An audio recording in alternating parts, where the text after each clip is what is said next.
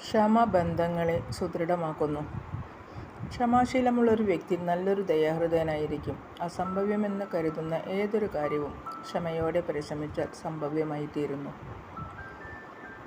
ഏതൊരു കാര്യവും ആദ്യം ചിന്തിക്കുക, അതിനുശേഷം ചിന്തിച്ച കാര്യത്തിൽ വിശ്വാസമുണ്ടാകുക, ആ വിശ്വാസം വെച്ചുകൊണ്ട് സ്വപ്നങ്ങൾ കാണുക, എന്നിട്ട് ആ കാര്യത്തിനായി പരിശ്രമിക്കുക.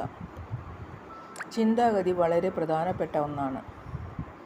പോസിറ്റീവ് ചിന്താഗതി സഹജമായി വിജയത്തിലേക്കും നെഗറ്റീവ് ചിന്താഗതി സദാ പരാജയത്തിലും എത്തിച്ചുകൊണ്ടിരിക്കും. ഏതൊരു പ്രതിസന്ധി ഘട്ടങ്ങളിലും എടുക്കുന്ന തീരുമാനം പോസിറ്റീവായിരിക്കണമെങ്കിൽ നമ്മൾ മനസ്സിലേക്ക് കൊടുക്കുന്ന ചിന്തകൾ സദാ പോസിറ്റീവായിരിക്കാൻ ശ്രദ്ധിക്കേണ്ടതുണ്ട്. ഉള്ളിലെ ചിന്തകളെ യഥാർത്ഥ രീതിയിൽ പരിവർത്തനം ചെയ്യുമ്പോഴാണ് വിജയസാധ്യത ഉണ്ടാവുന്നത്. പലരും അനേക സ്വപ്നങ്ങൾ കാണുന്നവരായിരിക്കും.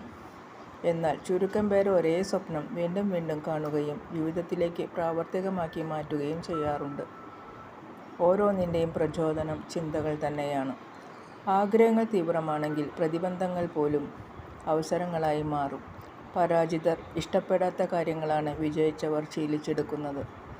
സ്വയം തിരിച്ചറിയാൻ കഴിയുന്നൊരു വ്യക്തിക്ക് ഒന്നുമില്ലായ്മയിൽ നിന്ന് വിജയത്തിൻ്റെ കൊടുമുടിയിൽ എത്താനാകുന്നു. എല്ലാവർക്കും സ്നേഹത്തോടെ ശുഭരാത്രി. Good night.